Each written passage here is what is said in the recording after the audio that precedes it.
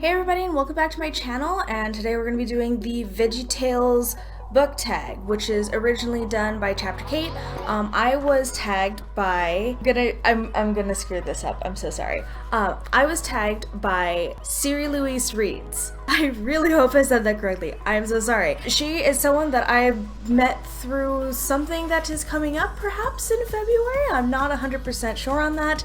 We're slowly getting through some things. But she tagged me a few weeks ago and I have just been putting it off. So here we go. I guess I should also say that even though I was totally within like that original Veggie Tales like age group when it first came out, I did not grow up with Veggie Tales. I guess it was like it had like heavily Christian messages, and I did not grow up in a very heavily Christian household, so we were not aware of it, and I didn't watch the correct channels apparently when it was broadcasting. That does not mean that I didn't know what it was. I had a boyfriend who was like, every time I was like, "Where's my hairbrush?" he would sing, "Oh, where is my hairbrush?" That has become the bane of my inquisitive existence. I don't know, I think it's fun regardless, so here we go. Number 1 is a book that everybody loves but you haven't read yet.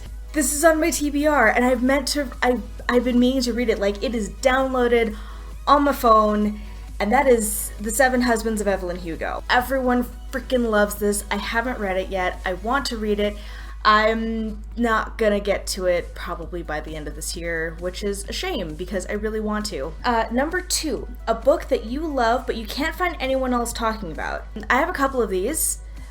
First off is Into the Drowning Deep, which I think more people are talking about now. But when I read it, you know, at the beginning of the year, no, I had not seen anyone discussing it. I had not seen anyone do any reviews, and it was like maybe like 2 or 3 people generally, you know, when the book first came out, but nothing now. Again, science look at mermaids, like, it's great. I love it. The other one is Flesh and Fire, or the Vine Art Wars trilogy.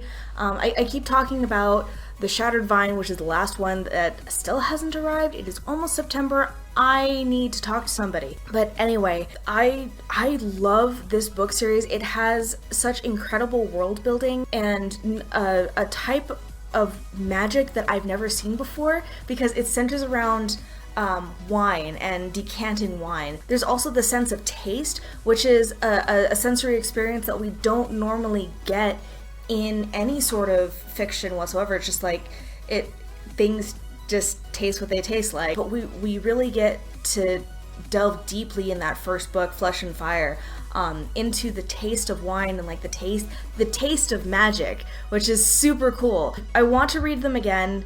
Obviously once I finish The Shattered Vine, whenever it gets here, I want to read it. I want to read them again. I want to get everyone else to read them too, because I know they're older books, but they're amazing. And then the last one is not a fantasy, it's kind of a biography of Caitlin Doughty, who is Ask a Mortician, and that's her first book, The Smoke Gets in Your Eyes and Other Tales from the Crematory. And yes, it is about death.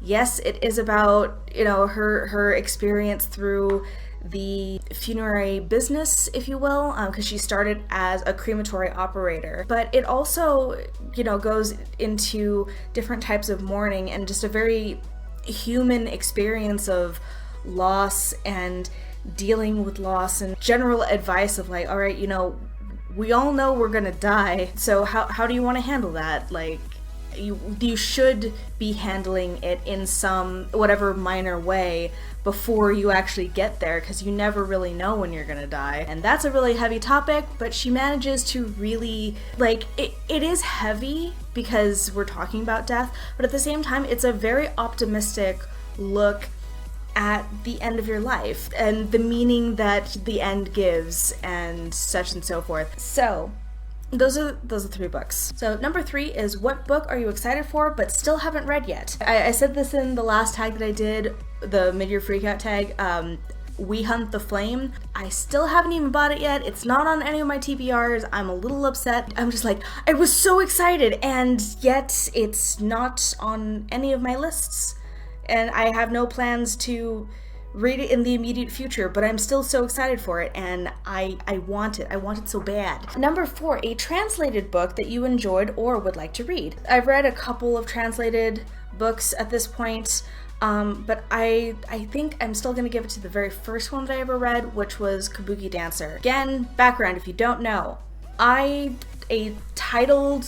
technically a professional Japanese classical dancer. Like, I took the big test. I am a natori, and I have a stage name and stuff like that. I haven't practiced in quite a while, but technically, like, that is my name forever. And the story of Kabuki Dancer is about Okuni, who was supposedly the person who invented like the dance portion, because Kabuki is traditionally a male-only art, but she enjoyed dancing, and she made this huge name for herself being a woman who could dance. It was sort of blurring the line between like the folk dances and the kabuki, because it was very much kabuki dance, but outside of the traditional theater setting. She goes through a lot of heartache. It's a very dramatic story, but it was one of the first books that I ever like picked up, read on my own, and I was just in fucking tears. My parents called me out for dinner, and I'm crying and I'm eating, and they're like, are you okay? Like what happened? I'm like, I just read a book and I can't stop crying and thinking about it. I haven't read it in a number of years. I probably should at some point reread and see if it still has the same impact. I don't know. I personally have a problem with the Japanese dance community and geishas being portrayed in a certain light, and this was excellent. It was exactly what I wanted. It was exactly how I would want this to be portrayed, and it was, because it wasn't written by a white man, it was written by a Japanese person and translated. So, soapbox over. Number 5, a book that you have mentioned in at least 5 videos. I was trying to think of like what books that I've talked about over and over and over and over and over, and I don't do a lot of those. I guess, again, there are 2. I keep on talking about Into the Drowning Deep because I want people to know about it, and then also I think the other one that I've mentioned a lot is The Astonishing Color of After, because that was like the topic of a Writing 100 video, so I guess I would give it to that as well. Number 6, a book that went differently than you expected. I think I'm gonna have to give this to The Astonishing Color of After, because I sort of knew what it was about, but it didn't quite go into anything, any particular part the way that I thought it would, nor as deeply as I had sort of expected and wanted. So I guess it's that one. Number 7, a weird book that you adored. I don't know what I would consider weird. My weirdness stems from the fact that I really enjoy darker things and like death and stuff, I guess. So I'm gonna give this to The Empire of Death, A Cultural History of Ossuaries and Charnel Houses. And it is one of those gigantic like coffee table books with just absolutely gorgeous photos of essentially like graves, monuments. When we talk about ossuaries and charnel houses, we're talking about things like, you've probably seen this somewhere on the internet saying, oh my god, it's this church made of bones and it's horrifying. And actually they thought they were doing a great thing, because during the Black Plague they didn't have enough like graves to bury all the dead people, so, and you know, bones are really important in the resurrection, you know, whenever that's gonna happen. So they took all the bones, made a great church out of them, and then put all the freshly dead people into the graves. And that's how they dealt with it, because you had to deal with plague bodies somehow. But honestly, it's not just like stuff like that. There's also cultural and religious iconography, I guess I could call it that, that's beautifully captured in these photos that I can't remember his name, but he's a big name in the death positive community. He is a photographer, and he took all of these photos They're amazing. I love it. And it's also not just photos out of context, like he gives you history and a little bit of knowledge along with what you're seeing. So it's kind of like a little museum on my coffee table, except it's not on my coffee table because no one's gonna read that except me. All right, number 8, a book that made you emotional. Again, I was going through my Goodreads and apparently I have this theme of death going on in this particular tag. We're gonna give this to Coffin Man, The Journal of a Buddhist Mortician. Technically, I still haven't finished this. Like, I have like a chapter to go and I've just put it down and I'll come back to it eventually. I was using it as a reference point for work that I was doing in grad school. When we talk about this as the Journal of a Buddhist Mortician, it wasn't that his work was Buddhist, it's more of his philosophy about the rituals of death and how the cycle of life. And there are some really beautiful moments of poetry that break up all of the craziness. And again, this is also kind of a journey of the self as well, because in Japan, even now, if you are a mortician, you are considered like an untouchable class. He lost a lot of his family when he became a mortician. I think he had marital problems, if not his wife left him because he became a mortician, and that's just, it's a dirty job. So he had to deal with all that. If you've ever seen or heard of this movie Departures, which I will put right here, that is based on Coffin Man. And let me tell you, I have watched it several times and I still cry like a little baby every time. I can barely listen to Memory, which is the title like piece, without just choking up. I feel like I'm gonna choke up and cry if I talk about it much more. So Coffin Man, that one. Number 9, what is your book buying weakness? And I have 2.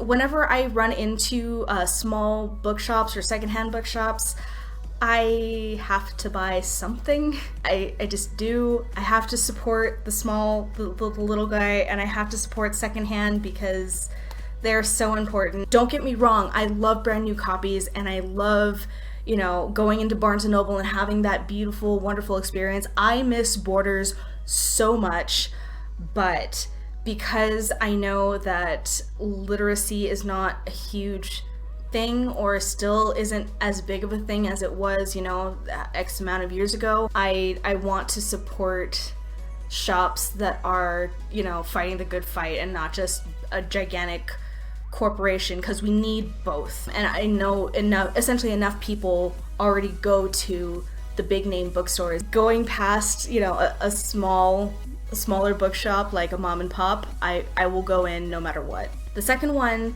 is older books. I own crumbling copies of leather-bound, I think it's poetry by Tennyson? It must have been a series, but I found them at like a garage sale. It was Shakespeare, Tennyson, and something else, I can't remember. That old book smell is the acid paper burning the paper. But I love that smell. I know they're not always pretty, but like that's kind of the aesthetic that I enjoy, the decaying not prettiness of them. Again, unfortunately, because of my lifestyle at the moment, I can't buy books really. Like honestly, just by getting like scribbler boxes, I already have too many books, I think, and it's weight on the airplane. I need to stop. The last thing that is my buying weakness is diversity rep. People are just like, oh my god, there's diversity, and I will just buy it without finding out exactly what it is. I did that with Girls of Paper and Fire. I just knew that it was lesbians. I didn't even know that it was Asian before Asian Readathon, and yeah. That was great. Yeah, I probably should like just take a moment to figure out what I'm reading, even though I'm totally gonna buy it no matter what. You know, a lot of people just have to like, oh my god, it's a pretty book, I don't care, I'm gonna buy it. I'm that way with diversity rep. And the last thing is to tag people, and I keep tagging like the same 12 people over and over and over again because I suck at making friends, okay? I'm really terrible at interaction, especially when I'm not feeling great. And let me tell you, I have not been feeling great. So if you've seen this and you want to do this, please do this tag. It was really awesome and cool, and like there were a couple of questions that I've not really seen anywhere else and just sort of made you think. So yeah, do the thing, do the tag. Enjoy. If you like this video, please give it a thumbs up and hit the subscribe button and the notification bell down below if you haven't already for content that will be similar but better than this. I will see you in the next video. Alright, bye! She said it will never go away. I know there is nothing left to say. Can we try to hold on just for now, even if we don't know how to show them what we're all about?